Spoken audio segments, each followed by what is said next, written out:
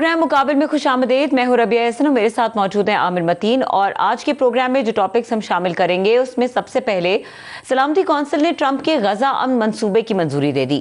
15 میں سے 13 ممالک نے حق میں ووٹ دیا. پاکستان نے بھی قرارداد کی حمایت کی لیکن حماس نے اسے یکسر مسترد کر دیا.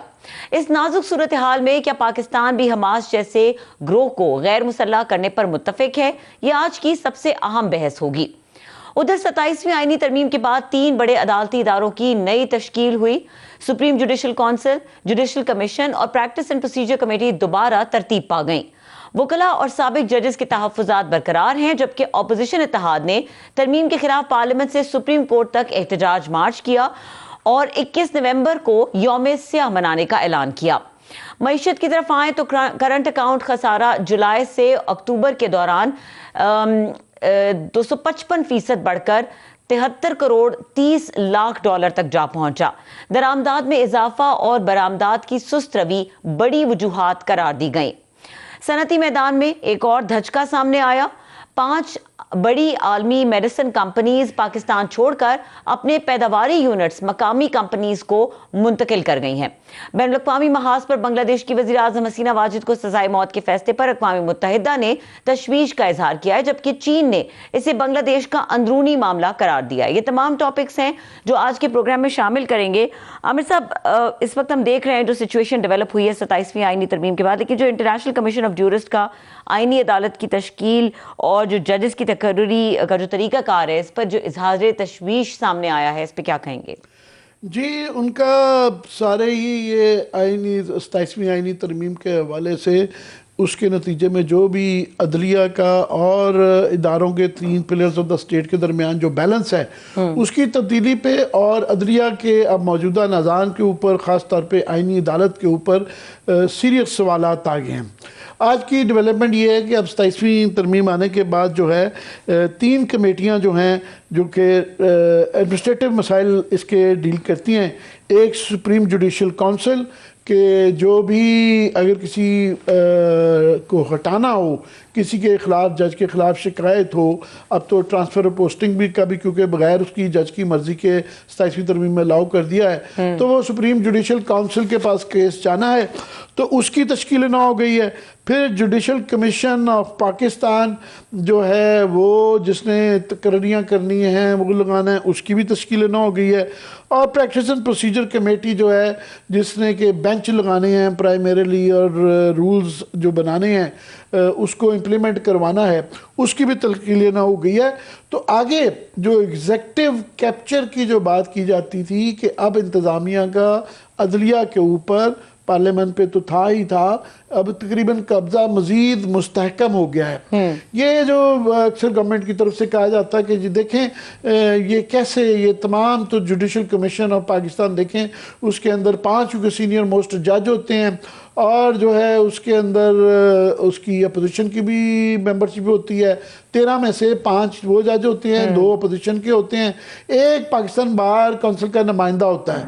تو یہ آرگیومنٹ دیا جاتا تھا گورنمنٹ کی طرف سے. رانا ثناء اللہ اکثر کہتے رہتے ہیں کہ یہ میجورٹی تو دیکھیں نا نان گورنمنٹ کی ہے. تو اب جو یہ 5 جج ہیں، ویسے تو پہلے ہی جو ہے الحمدللہ جس طریقے سے یہ جج لگائے گئے ہیں، یہ عدالتیں بننی ہیں، تو گورنمنٹ کا سارے ہی ابھی تک فیصلے جو آئے ہیں گورنمنٹ کی فیور میں ہی آئے ہیں. مگر اب وہ مزید مستحکم ان کا رول ہو گیا ہے، کیونکہ اب جو ہے ان کی کمیٹیوں میں اب دیکھیں جو حیت ہے جوڈیشل کمیشن آف پاکستان کے اندر فار ایگزامپل جو ہے اس کی چیف جسٹس آف پاکستان ہوں گے، اس کے ہیڈ ہوں گے. اچھا یہ بھی ہے کہ وہ چیف جسٹس آف پاکستان صرف یا آفریدی ہوں گے. اس کے بعد جو ہے وہ کیونکہ اگلی دفعہ آئینی عدالت کے جج کی 68 کر دی گئی ہے تو ان کے بعد جو بھی لگے گا وہ جونیئر ہی ہوگا، تو لہذا چیف جسٹس آف پاکستان کا عہدہ بھی جو ہے وہ آئینی عدالت کے چیف جسٹس کے پاس جایا کرے گا. دوسرا کہ وقتی طور پہ جو ہے جو ایف سی سی آئینی عدالت اور سپریم کورٹ کے اندر جو سینئر موسٹ ہے وہ اس کا جوڈیشل کمیشن آف پاکستان کا ہیڈ بنے گا. فی الحال کیونکہ وہ سینئر موسٹ ہے، میں اگلی دفعہ وہ سینئر موسٹ نہیں ہوں گے، فی الحال وہ ہیں ایف سی سی आईनी अदालत के चीफ हैं, उसके बाद जस्टिस मुनीब अख्तर होंगे सीनियर मोस्ट होने की वजह से। फिर जो है क्योंकि अब ये लाजमी हो गया है कि इन कमेटियों के अंदर चीफ जस्टिस आईनी अदालत के और सीनियर मोस्ट जज जो कि आमिर फारूक हैं, आमिर फारूक का भी उनकी रिसेंटली क्योंकि तकर्री हुई थी सुप्रीम कोर्ट में, वो जूनियर तरीन जजेस के अंदर थे। मगर अब क्योंकि इसकी आईनी अदालत की हैयत तब्दील कर दी गई है, उसको जो है मुकद्दम ठहरा दिया गया है सुप्रीम कोर्ट से भी ज़्यादा, तो वहाँ पे उनकी सीनियरिटी सीनियर मोस्ट वो बन गए हैं।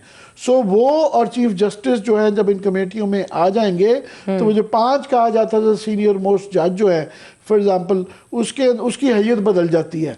तो जाहिर है उसके बाद जो है ये बड़े सख्त अल्फाज में जो इंटरनेशनल कोर्ट ऑफ जूरिस जो है उन्होंने बड़े सख्त में आईनी अदालत की तश्कील, जज की तकर्री का तरीका कार के ऊपर उन्होंने जो है तशवीश का इजहार किया है। साथ में उन्होंने कहा जी ये जो है सुप्रीम कोर्ट की बालादस्ती, ये तरमीम जो है उन्होंने कहा जी ये सुप्रीम कोर्ट की जो बालादस्ती थी कि वो मुकद्दम तरीन अदालत थी, सुप्रीम अदालत थी, उसको जो है एक हरबा है ये उसको आईनी अदालत के सबसे मातहत करने का। और उसमें उन्होंने कहा जी अब जो है सुप्रीम कोर्ट जो सबको पता था मगर उनकी तरफ से भी बात यही है कि सुप्रीम कोर्ट सिर्फ अब एक अपीलें सुनने की अदालत रह गई है, और क्योंकि बाकी सारे मामला जो है वो आईनी अदालत के पास चले गए हैं और आईनी अदालत के अवलीन जजों की तकर्री सदर और वज़ीर आज़म करेंगे, क्योंकि पहले जज जो उसके साथ लगाए गए हैं वो एग्जेक्टिव ने लगाए हैं। और ये इंटरनेशनल कोर्ट ऑफ जूरिस का ये कहना है कि ये इससे एग्जेक्टिव का कंट्रोल बढ़ जाता है। दूसरा उनका इसका जो तरीकाकार है कि एग्जेक्टिव ने कोई रीजंस भी नहीं देने, वो अपनी मर्जी के जज जिस तरह के भी चाहें वो एक क्राइटेरियन से जनरल बना दिया कितना साल का तजर्बा हो, मगर उनको रीजंस देने की ज़रूरत नहीं है कि जी फलाने जज को जो रिटायर्ड है या कोई जो जहाँ से भी वो लिस्ट बनी तो उसके रीजंस क्या हैं। तो ये किस्म का एलीट जो कैप्चर एग्जेक्टिव का वो कंप्लीट हो गया है। बिल्कुल। और आमिर साहब जी हमारे साथ मौजूद है गेस्ट माहिर कानून मोहम्मद अहमद पंसोटा, उनको भी वेलकम करेंगे। अस्सलाम वालेकुम। जी वालेकुम सलाम। बिरश साहब बहुत शुक्रिया, आप हमेशा हमारे लिए वक्त निकालते हैं। ये जो आज इंटरनेशनल कमीशन ऑफ जूरिस की जो स्ट्रक्चर ही मैं कहूँगा बड़े सख्त अल्फाज में उन्होंने कहा है कि जनाब ये अब एग्जैक्टिव कैप्चर नॉट मेरे अल्फाज हैं ये, मगर मोर और लेस वो यही कह रहे हैं कि अब इंतज़ामिया का कंट्रोल जो है अदालती निज़ाम के ऊपर बहुत ज़्यादा मुस्तहकम हो गया है, क्या कहेंगे? जी बिल्कुल, अगर आप 27वीं तरमीम जो एक्चुअली प्रॉब्लम यह है कि पाकिस्तान में 27वीं तरमीम को होलिस्टिकली नहीं देखा जा रहा, इंडिविजुअली देखा जा रहा है। और ये देखा जा रहा है कि उसको स्पेसिफिकली पर्टिकुलरली कि जी एक बहुत अच्छी तरमीम है, इसमें फेडरल कोर्ट कॉन्स्टिट्यूट हुआ है, ये हुआ है, वो हुआ है। मैं इस पर जो तजिया मैं जितना भी कर रहा हूँ मैं ये कह रहा हूँ कि आपने जब इसको देखना है तो आपने इन consonance of 26th and in consonance of the elections that took place on the 8th of February देखना है। पहले एक ऐसी असेंबली आई जिसके ऊपर क्वेश्चन मार्क है, उसका चैलेंज सुप्रीम कोर्ट में मौजूद है। फिर उस असेंबली से एक 26 तरमीम पास होती है जिस तरमीम को भी चैलेंज किया गया और उस पर फुल कोर्ट नहीं बनाया गया, और एक सुप्रीम कोर्ट का आईनी बेंच जो कि उसके थ्रू तश्कील दिया गया उसको सुन रहा है। उसी के दौरानिए में फिर आप 27th अमेंडमेंट ले आए हैं जिसके अंदर ऑफ कोर्स फिर आपने एक फेडरल कॉन्स्टिट्यूशनल कोर्ट सेपरेटली बना दिया। अब अगर आप बज़ाहिर देखें तो सब कि जिस मुल्क में बहस चल रही थी कि फेडरल कॉन्स्टिट्यूशन कोर्ट होनी चाहिए, बड़ी देर से हम सब भी कहते थे, बिल्कुल नजर आता है। बट जब आप उसको उसके तनाजुर में देखते हैं, जिस तरह के मौलाना साहब कहते हैं 73 के आइन के तनाजुर में, तो वो चीजें जो है वो कंप्लीटली डिफरेंट होकर नजर आती हैं।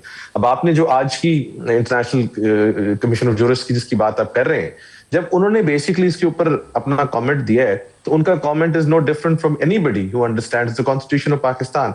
कॉन्स्टिट्यूशन ऑफ पाकिस्तान की जो बेसिक स्पिरिट है वो है इंडिपेंडेंस, जिसमें से एक इंडिपेंडेंस जो है वो इंडिपेंडेंस ऑफ जुडिशरी है।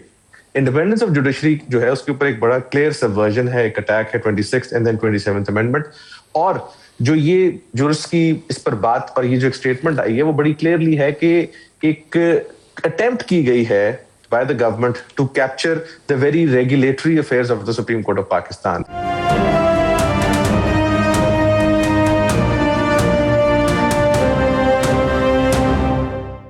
ہمارے آئین کے اندر جو یہ 27 ترامیم ہو چکی ہوئی ہیں اس میں ناظرین کے لیے، کیونکہ آپ تو اس کے پریکٹیشنر ہیں، کہ 8ویں ترمیم اور 18ویں ترمیم 27ویں ترمیم کی طرح وہ ایک ترمیم تھی، بلکہ پیکیجز تھے جنہوں نے پورے اس کی حیت کو فار اپوزٹ ریزنز جو ہے وہ تبدیل کر دیا گیا تھا.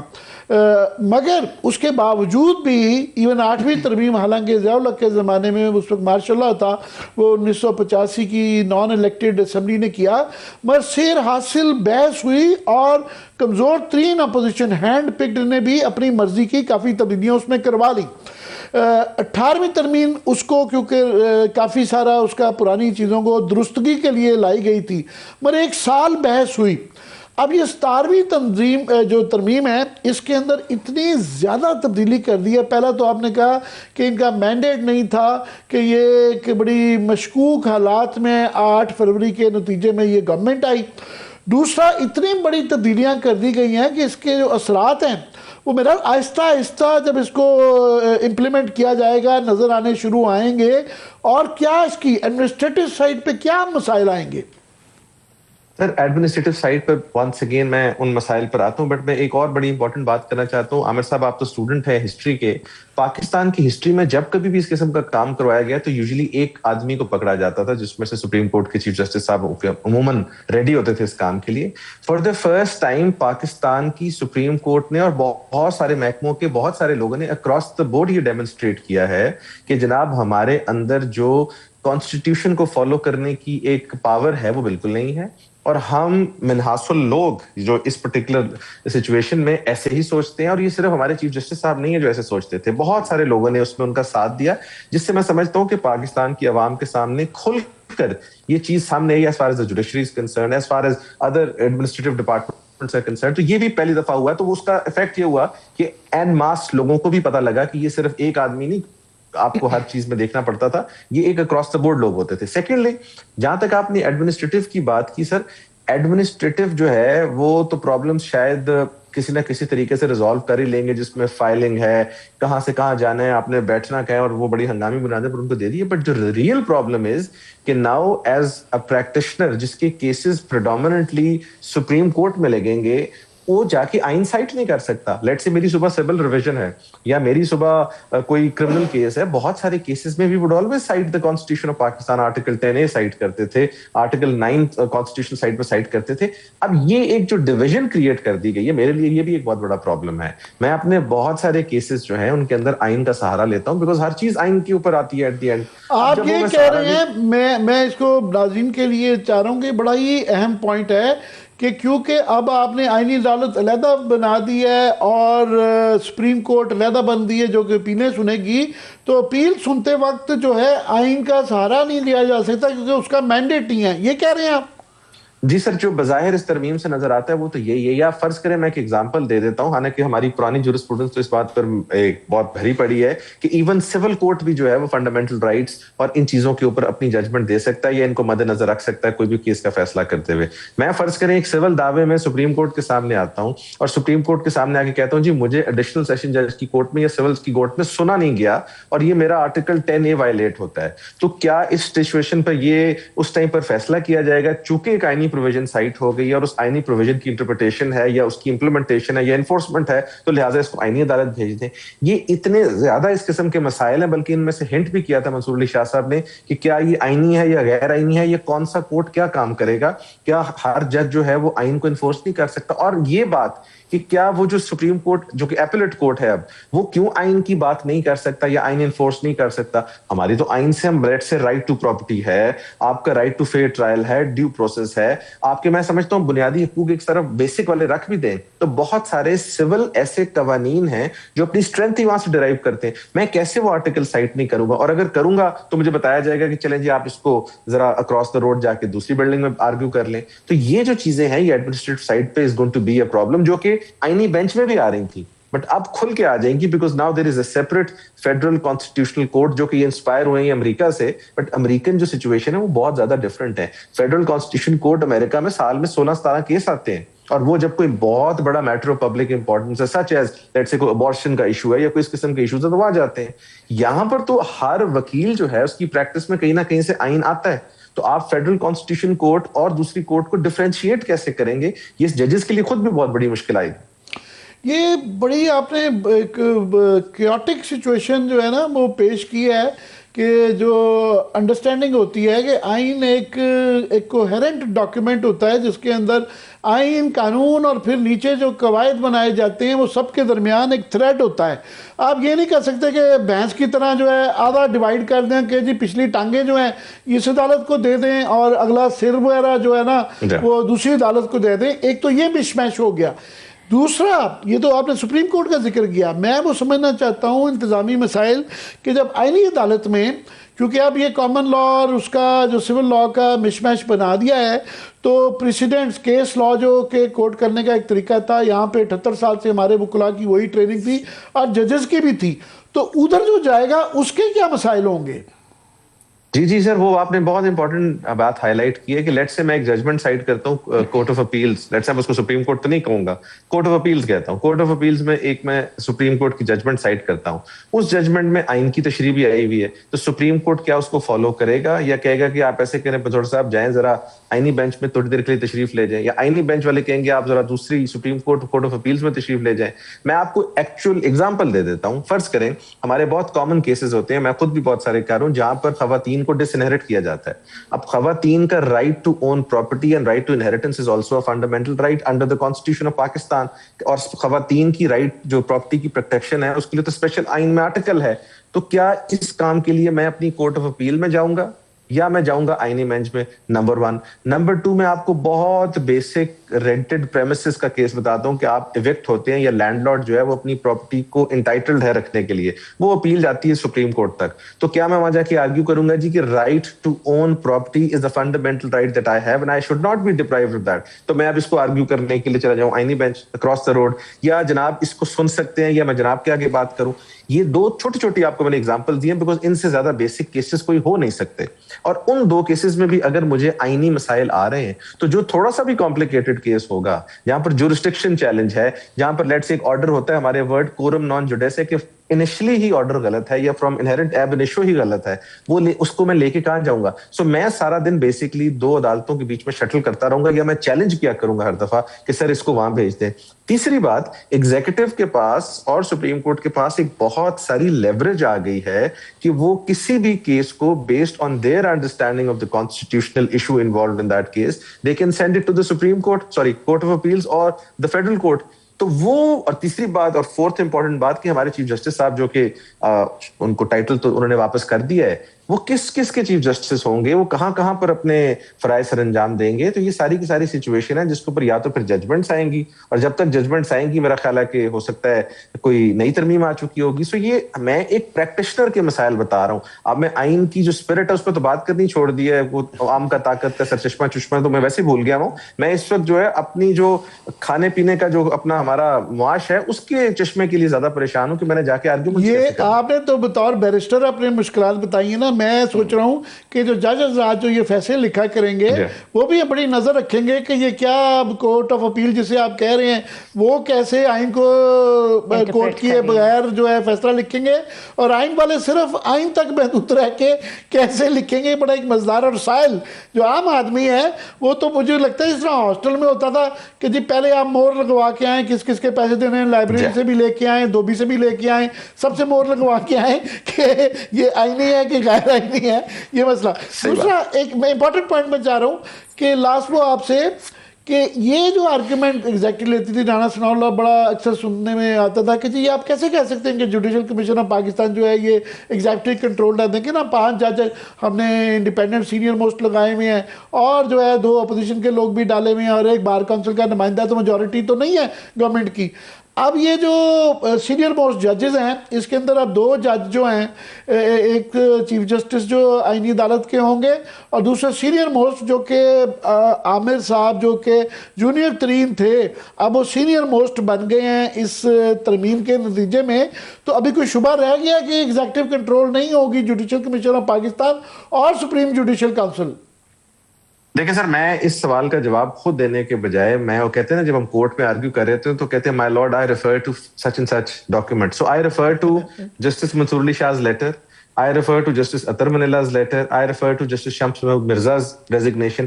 ان سب میں اگر 27ویں ترمیم کو ریفر کر کے ریزگنیشنز دیے گئے ہیں یا اس کو ایک بیسس بنائی گئی اور شاہ صاحب نے تو اس کو ایکسپلین کیا ہے، تو آئی ایم شیور ان کی انڈرسٹینڈنگ میرے اور آپ سے تو بہت بہتر ہے. بہت بہت شکریہ آپ کے ہمارے وقت دینے کا. جی بہت شکریہ. محمد احمد پنسوتا ہمارے ساتھ موجود تھے. ڈیٹیل سے ڈسکشن کریں گے اس بریک کے بعد، ہمارے ساتھ رہیے.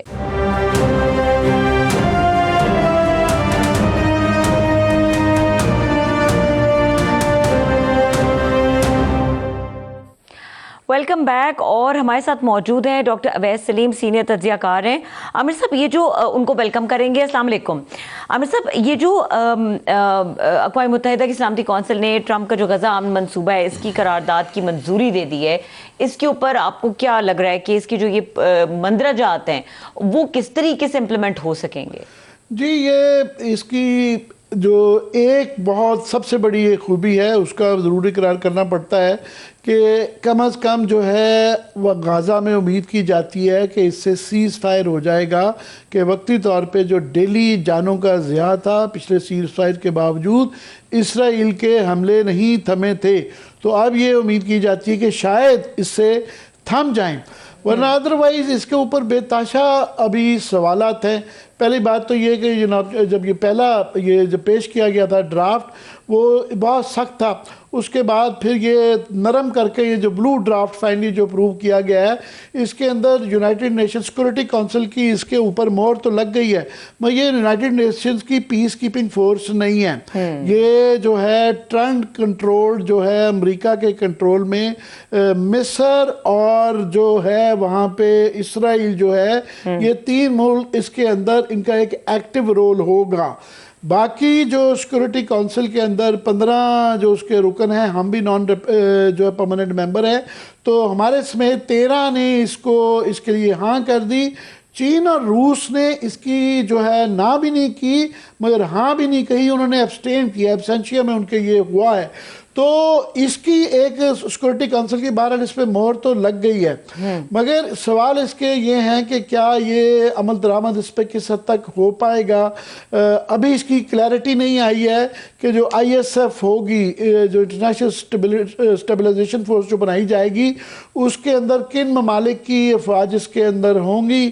دوسرا بورڈ آف پیس کا بھی جو ہے یہ تو کہا گیا ہے، کیونکہ یہ تمام دنیا کے ممالک، مسلم ممالک نے بھی اور جو P5 کے ممبرز نے بھی یہ کہا کہ اس کے اندر ذکر ہی نہیں ہے پیلسٹینین اتھارٹی کا یا 2 اسٹیٹ 2 ریاستی حل کا. تو اس کے بعد اس کے اندر ایک مبہم سا اشارہ دے دیا گیا ہے کہ جی اگر حالات یہاں بہتر ہوں گے تو کسی سٹیج پہ اس طرف بات جا سکتی ہے. مبہم سا ہے. اسرائیل نے ماضی میں بھی جو 60s سے جو قبضے کیے ہوئے ہیں، ایک دفعہ قبضہ ہو جائے وہ نہیں چھوڑتے، اور وہ مکر جانے کی ان کی ایک پرانی تاریخ بھی رہی ہوئی ہے. دوسرا کہ پیلسٹینینز کو اس کے اندر کیسے انوالو کرنا ہے، کہ کیا وہ پیلسٹینین اتھارٹی نے تو اس کی ہاں کر دی ہے مگر حماس نے اس کی نہ کی ہے. ان کے بقول کہ اب یہ کیسے کیا جائے گا، کہ یہ اس کے اوپر بھی سوال ہے. دوسرا یہ ہے کہ ٹوٹل کنٹرول جو امریکہ کا، اسرائیل کا اور ٹو سم ایکسٹینٹ ایجپٹ کا اس کے اندر بڑا کلیدی رول ہے. تو وہ جو کروائیں گے حماس سے خالی کروائیں گے جب یہ علاقے، تو اس کے اندر کیا اس کے اندر کلیئرلی اب مینڈیٹ ان کو ہو گیا ہے فورس کا استعمال کرنے کا. تو جو پہلے اسرائیلی کر رہے تھے یا امریکی کر رہے تھے، تو اب یہ فورس جا کے وہ والا رول کلیئرلی ان کو یہ ادا کرنا پڑے گا. اب اس کے کیا ریپرکشنز ہوں گے، یہ امپلیمنٹ ہوگا نہیں ہوگا، کافی سارے سوالات ہیں. میں چاہوں گا ڈاکٹر صاحب اس کے اوپر ذرا اپنا اوور ویو دے دیں. جی ڈاکٹر صاحب، آپ امریکہ میں بیٹھے ہوئے ہیں، کیسے دیکھ رہے ہیں اس کو؟ بہت شکریہ عامر صاحب. دیکھیے، جب ہم نے پچھلی دفعہ اس پروپوزل پر بات کی تھی، جب یہ سامنے آیا تھا، تو ہم نے یہ اتفاق کیا تھا کہ ایک انڈیسنٹ ہیسٹ ہمیں نظر آ رہا ہے. بہت جلدی میں امریکی انتظامیہ ہے اس کو نافذ کرنے کے لیے، اور اس وقت ابھی تک یہ اقوام متحدہ کی سیکیورٹی کونسل میں نہیں بھیجا گیا تھا. اب جو صورتحال ہمارے سامنے آئی ہے اس کو ہم 2 طرح سے دیکھ سکتے ہیں. ایک تو پاکستان کے حوالے سے، جو کہ ظاہر ہے ہمارا امیڈیٹ کنسرن بنتا ہے، اور ایک انٹرنیشنل کمیونٹی کے حوالے سے. چین اور روس دونوں اس وقت جو عالمی منظرنامہ ہے اس میں امریکہ کے مخالف کھڑے ہیں، ان کے مخالف وہ ایک بلاک بنا رہے ہیں، اور وہ ظاہر ہے یہ نہیں چاہتے تھے کہ صدر ٹرمپ کا جو ایک پلان آف ایکشن ہے اس میں وہ ان کے ساتھ کھڑے ہوئے نظر آئیں۔ دوسرا میرا خیال ہے کہ ایک کوشن جو ہے وہ بھی ایکسرسائز کیا انہوں نے، وہ شاید جیسے ہم اتنے زیادہ آپٹمسٹ نہیں ہیں اس کے بارے میں کہ اس سے کوئی بہتر نتیجہ نکل سکتا ہے لانگ ٹرم میں، شاید وہ بھی نہیں ہے۔ اب کچھ خدشات ایسے ہیں جن کی طرف آپ نے خود اشارہ کر دیا ہے۔ پہلی بات تو یہ کہ اس پورے منصوبے کے جو نکات ہیں وہ اس میں وزن بہت زیادہ اسرائیل کے پلڑے میں ڈالا گیا ہے، وہ سکیوڈ ہیں اسرائیل کے موقف کی طرف، اور اس میں فلسطین یا فلسطینیوں کا موقف جو ہے وہ اس طرح سے اس کو جگہ نہیں دی گئی۔ دوسری بات یہ کہ پورا یہ جنگ پچھلے 2 سال کی اور جو مظالم اسرائیل نے کیے ہیں ان کا جس بنیاد پر انہوں نے کیا ہے وہ تو ہے ہی حماس۔ وہ یہ کہتے ہیں کہ حماس جو ہے جب تک ہمیں ریزسٹنس دیتی رہے گی ہم اس کو سلسلے کو ختم نہیں کریں گے۔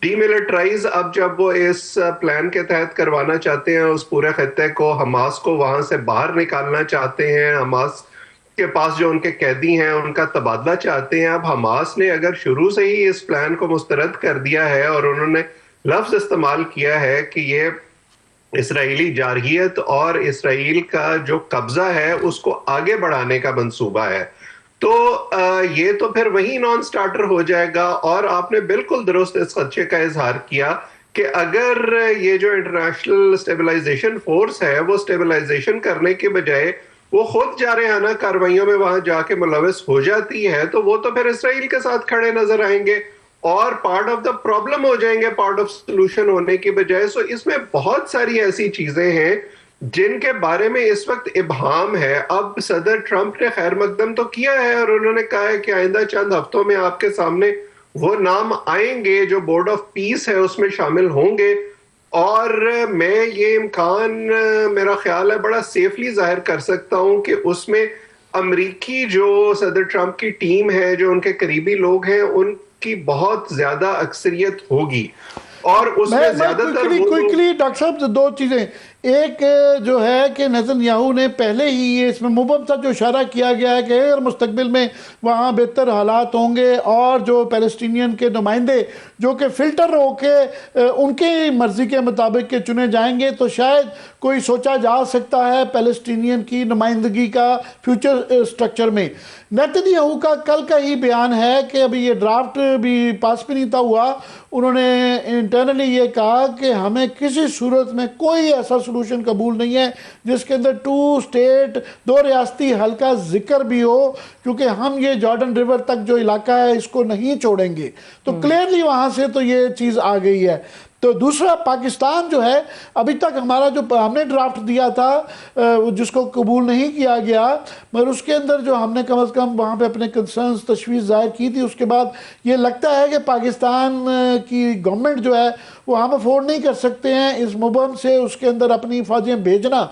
تو کیا مشکلات ہیں وہاں پہ جو ISF بنائی جائے گی ہمارے جیسے ملکوں کو وہاں فوج بھجوانے میں؟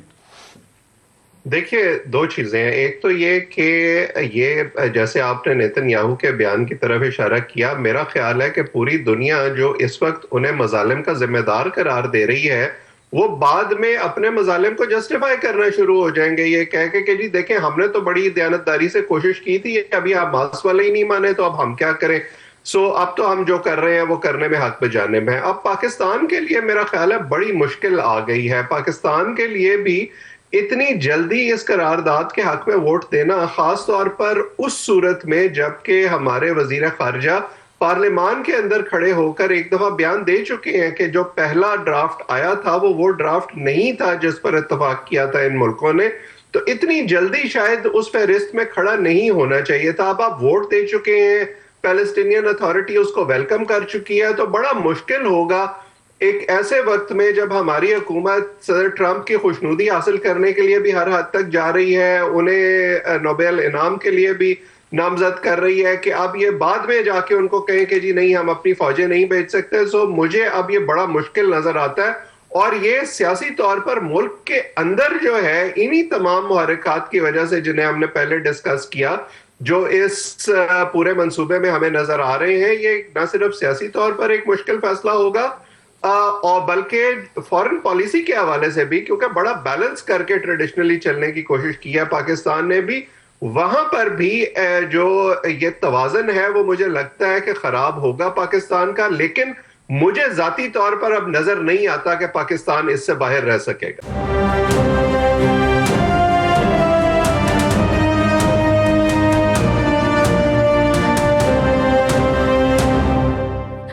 Welcome back. اور ہمارے ساتھ موجود ہیں ہارون شریف صاحب، ماہر معیشت ہیں. جی عامر صاحب، جو پاکستان کی اکنامیکل سچویشن ہے اس کے اوپر بات کریں گے. جی ہم ڈاکٹر صاحب کو جو ہے نا پکڑ ہی لیتے ہیں، حالانکہ پاکستان میں بھی سیاسی عدالتی معاملات جو ہیں وہ بڑے ہیٹ اپ ہو گئے ہوئے ہیں، تو لوگ اکانومی سے نظر ہٹ جاتی ہے. تو مگر بڑا ضروری ہے دیکھنا کہ اچھی بری خبروں کا جو ہے تجزیہ کیا جائے. اچھی خبریں یہ ہیں کہ ریمیٹنسز کی اچھی خبریں آ رہی ہیں، اور ہم پتہ نہیں، یہ ڈاکٹر صاحب بتائیں گے کہ جو ہماری اس وقت پالیسی ہے کہ ہم نے گروتھ کو کرب کر کے جو ہے وہ جسے کہتے ہیں کہ وہ کرنا ہے، ایک لفظ یوز کیا جاتا ہے کہ اس کو سٹیبلائز کرنا ہے اکانومی کو. اس کا کیا مطلب ہے؟ ہمیں بتایا گیا ہے کہ جناب کرنٹ اکاؤنٹ ڈیفیسٹ جو ہے وہ $730 ملین کا 4 مہینے کا آ گیا ہے، جو فرسٹ کوارٹر کے حوالے سے بہت زیادہ ہے. اور ٹریڈ ڈیفیسٹ جو ہے 4 مہینے کا 12 بلین ہے. وہ امپورٹس ہماری بڑھ رہی ہیں، ایکسپورٹس تقریباً وہیں پہ کھڑی ہوئی ہیں. ڈاکٹر صاحب اچھی بری خبریں کیا ہیں؟ What is good and what is bad? جی اچھی خبریں تو یہ ہیں کہ حکومت کی قرض کو واپس کرنے کی صلاحیت پہلے سے پچھلے سالوں سے بہتر ہے. تو ان کے پاس کچھ مزید بوروڈ فنڈز بھی ہیں، کچھ ریزروز بھی ہیں، کچھ انٹرنیشنل بانڈ بھی فلوٹ کر رہے ہیں. ڈپلومسی میں بھی کچھ سکسیس ہے، تو اس کی وجہ سے جو قرض دینے والے ملٹی لیٹرل اور بائی لیٹرل لوگ ہیں ان کے لیے ایک اچھا کلائنٹ ہے جو بھی ڈیفالٹ نہیں کرے گا. تو یہ ایک اچھی خبر ہے، اور حکومت کی معیشت کے لیے اچھی خبر ہے، کیونکہ ان کی معیشت وہاں رک جاتی ہے کہ جی ایز لانگ ایز ہمارا ڈیفیسٹ اور خرچے پورے ہو رہے ہوں تو ہم آگے چلتے جائیں، بھلے قرض لے کے چلیں. جو اصل حقیقت کے نمبرز ہیں کہ دیکھیے پچھلے سال سے 23-24 سے جو 24-25 کا ہیومن ڈیولپمنٹ انڈیکس ہے، ہم دنیا میں 168ویں نمبر پر ہیں 193 میں سے. جو پہلے 161 پہ تھا، تو ہم 7 درجے مزید نیچے چلے گئے ہیں. غربت کی سطح جو ہے وہ 40% ہے اوور آل ورلڈ بینک کا جو بھی فیوچر ایسٹیمیٹ ہے، اور جو ہمارے ڈپرائیوڈ پروونسز ہیں اس میں بے تحاشا زیادہ ہے. یہ جو آپ نے ٹوئن ڈیفیسٹس کی بات کی ہے، جو اصل جڑ ہے ہماری اوور آل اسٹیبلائزیشن کی، کہ ہم تو بالکل اوور آل ایکسپورٹس کو پروموٹ نہیں کر پاتے ہیں، امپورٹ کو ٹیمپریریلی کرب کرتے ہیں، جس سے کچھ دیر کے لیے ڈیفیسٹ کنٹرول میں آتا ہے. اتنی پاپولیشن ہے، چیزیں بنتی نہیں ہیں، لوگوں کی ضروریات ہیں، انڈسٹری نے بھی امپورٹ کرنا ہے، پھر ہم امپورٹ کھولتے ہیں تو ساتھ ہی وہ گیپ بڑھ جاتا ہے اور پھر ہمارا سارا بیلنس خراب ہو جاتا ہے. اب اس کو ہم نے اتنی دفعہ بات کی ہے، ریپیٹ کرنے کا اب دل بھی نہیں چاہتا. بڑا ضروری ہے یہ لوگوں کو یاد دہانی کروانا. ہمارے جرنلزم میں یہ پڑھایا جاتا ہے کہ ریپیٹ کیا کریں اس وقت تک آپ کی بات جب تک کہیں نہ کہیں پہنچ نہ جائے. پلیز کریں. جی میں ریپیٹ یہ کر رہا ہوں کہ یہ وہی سائیکل ہے جو 25 سال سے چلا آ رہا ہے. ہم اسی کے اندر ہیں کہ IMF پروگرام آتا ہے، 2-3 سال میں آپ کی گورنمنٹ کی جو اوور آل سچویشن تھوڑی سی بہتر ہوتی ہے. جو ہی آپ لوگوں کی طرف اور امپورٹس کھولنے پہ آتے ہیں، آرٹیفیشلی روک نہیں سکتے کیونکہ ورنہ روپی پہ پریشر بڑھ جائے گا. ساتھ ہی آپ کے گیپس بڑھ جاتے ہیں، آپ کو مزید قرض لینا پڑتا ہے، اور آپ کی ریمیٹنسز اور فارن ڈائریکٹ انویسٹمنٹ اس کو میچ نہیں کر پاتی. اور کیونکہ 250 ملین آبادی بڑھتی جا رہی ہے، انڈسٹری ایکسپینڈ نہیں ہو رہی ہے، تو چیزیں تو امپورٹ ہوں گی. تو جب امپورٹ ہوں گی تو عامر صاحب اس کے بعد unless drastic measures are taken to change the structure of economy یہ جو جس کو کہتے ہیں نا کہ یہ فیکٹری اس طرح ریوائیو ہوتی. ہمیں گورنمنٹ نے جو 3-3.5 سال کے اندر جو انہوں نے پالیسیز دی ہیں کلیئرلی نظر آتا ہے, بچے کو بھی نظر آتا ہے, اکانومسٹ آپ جیسے کو تو چھوڑے, کہ جو ہماری غربت جو 42% ہے یا بے روزگاری جو کہ 22% کے قریب ہے, وہ کلیئرلی نیچے آتی ہوئی یہ معاملہ ٹھیک نہیں آ رہے. خاص طور پہ میں دیکھ رہا تھا ان کا ایکسپینڈیچر کا فگر کہ سب سے بڑا مسئلہ تو یہ ہے کہ حکومت جو ہے وہ اپنے خرچے نہیں کم کر رہی. 14% جو ہے وفاق کا خرچہ بڑھ گیا ہے اور صوبوں کا 7% خرچہ بڑھ گیا ہے. لارجلی خرچہ جو بڑھا ہے وہ سود کی ادائیگیاں ہیں. اس پہ کیا کہیں گے؟ دیکھیے عامر صاحب, بات بڑی سمپل ہے کہ بجٹ کے اندر جو ہم ریونیو کلیکٹ کرتے ہیں, خرچے ہماری اپنی چادر سے بہت زیادہ پیر پھیلایا ہوا ہے. اب ہم غیبی امداد کا انتظار کرتے رہتے ہیں کہ کوئی آئے ہمیں جیو پولیٹیکل ریزن پہ یا ڈیفنس پیکٹ کے پیچھے کوئی چیک لکھ دے. میں آپ کو آج پبلکلی دوبارہ کہہ رہا ہوں کہ اب وہ چیک لکھنے کا ٹائم ختم ہو چکا ہے. آپ کو کچھ پیش کرنا پڑے گا جس کی قیمت لگائی جائے گی اکنامک ویلیو. وہ ہم نے کیونکہ بہت سالوں سے بنایا نہیں ہے, ایڈ پہ جیتے رہے ہیں, قرض پہ جی رہے ہیں, تو ہم ایڈ تو مل نہیں رہی, ہم قرض کی طرف جا رہے ہیں. سو آل آئی ایم ٹرائنگ ٹو سے از کہ اس وقت مشکل وقت مجھے دکھائی دے رہا ہے بہت, کیونکہ ہمارے پاس سب سے مجھے جو پریشان کن چیز ہے کہ جو پالیسی میکر اور وزراء ہیں ان کی آپ اگر ریکارڈنگ نکال لیں پچھلے پورے سال کی, پاورٹی, ہیومن ڈیولپمنٹ, یہ 2 الفاظ مجھے کہیں نہیں دکھائی دیتے, ان کے ریڈار پر ہی نہیں ہے. صرف پاور سٹرکچر ہے, جوڑ توڑ ہے, سٹیبلائزیشن ہے, IMF کا ٹک کرنا ہے, وہاں پہ بات رک جاتی ہے. تو پھر لوگ میٹر نہیں کرتے تو پھر معاملہ کیسے آگے چلے گا؟ یہ بڑی آپ نے اہم بات کی ہے کہ جو ہم مجبور ہو جاتے ہیں کہ جب اکنامک میٹر جو ہے ایمرجنسیز آ جاتی ہیں پھر ہم گھٹنے ٹک جاتے ہیں جیو پالیٹکس کے اندر بھی. اور اس وقت آپ کے جوائن کرنے سے پہلے ہم یہی ڈسکس کر رہے تھے کہ ISF جو بنائی گئی ہے غازہ کے اندر, تو ہم کسی طور پہ بھی افورڈ نہیں کرتے کہ اس کے بڑے مبہم سے ایجنڈے کے اوپر جو ہے اپنی افواج کو بھیج سکیں. تو اس طرح کی جب اکنامک سچویشن آ جاتی ہے کہ جب آپ بالکل قبضے میں ہوتے ہیں تو آپ کی ولنریبل ہو جاتے ہیں, کیا کہیں گے اس کے اوپر ڈاکٹر صاحب؟ جی ہمیں دکھائی دے رہا ہے ہماری bargaining power vis-a-vis international agencies and countries eroded ہو گئی ہے اتنی کہ اب دیکھیں نا سیکورٹی کاؤنسل میں کل چین اور رشیا نے ابسٹین کیا, پاکستان نے سپورٹ کیا ہے. اب اس کے فارن پالیسی کے بھی اثرات ہیں, آپ کے اوپر فسکل اثرات بھی ہیں, اور لانگ ٹرم ایک خطے کے اندر آپ کی سٹینڈنگ کی پوزیشن جو ہے اب کنفیوزڈ ہو گئی ہے. یہ چیزیں جب آپ معاشی طور پہ کمزور ہوتے ہیں, نہ آپ ہمسائے سے پاور سے بروکریج کر سکتے ہیں نہ انٹرنیشنل پاور سے, آئی تھنک یہ اس کے اندر سپیس کھول کے کھلی بات ہونی چاہیے کہ ہمیں اب اگر کھڑے ہونا ہے تو پھر ایلیٹ کو سیکریفائس کرانا پڑے گا, اور تو کوئی مجھے طور طریقہ دکھتا نہیں ہے. جی بہت ہی اہم بات ہے کہ ہمیں مضبوط ہونا پڑے گا, ورنہ اور کوئی جو ہے ورنہ یہ شارٹ کٹس اور یہ گھٹنے ٹیکنے والا معاملہ چل رہا ہے. اور بس ہماری یہ کوشش ہوتی ہے کہ خود کرنیں ڈھونڈیں, گورنمنٹ ہمیں کوئی خوشی کی کرنیں نہیں دے رہی ہوتی. ہم کبھی ریمیٹنسز کے طور پہ, کبھی ان کی جو چھوٹی چیزیں جو ہیں ان کو ہائی لائٹ اوورلی بھی کر دیتے ہیں کہ شاید کچھ امید لگ جائے, مگر پالیسی کے اندر اس کا کوئی ریفلیکشن دور دور تک ہمیں نہیں نظر آ رہا. بہت بہت شکریہ ہارون آپ کا ہمارے لیے وقت نکالنے کا. جی عامر صاحب, لاسٹ منٹ کنکلوڈنگ کامنٹس کیا دیں گے آپ؟ اچھا, میں جو ہے کنکلوڈ تو اپنے طرف سے کر رہا تھا. یہ بڑی اہم بات کی گئی ہے کہ ہمارے پاس یہ اس وقت ہمیں یہ ISF اور یہ معاملات جو ہیں یہ ہمارے سروائیول کے لیے بڑے ہی ضروری ہیں کہ اس کے اوپر ہم اپنے مفاد کے اندر جو ہیں یہ فیصلے کریں. مگر جب آپ کی اکنامک سچویشن ولنریبل ہو تو پھر آپ کئی دفعہ فار ایگزامپل ایک ہم نے پہلے ہی چین نے جو ہے ابسٹین کیا, ہم ہمیشہ چین کے ساتھ ہمارا جو ہے ایک ربط رہتا ہے پالیسی کا, ہم نے اس کی سپورٹ کی.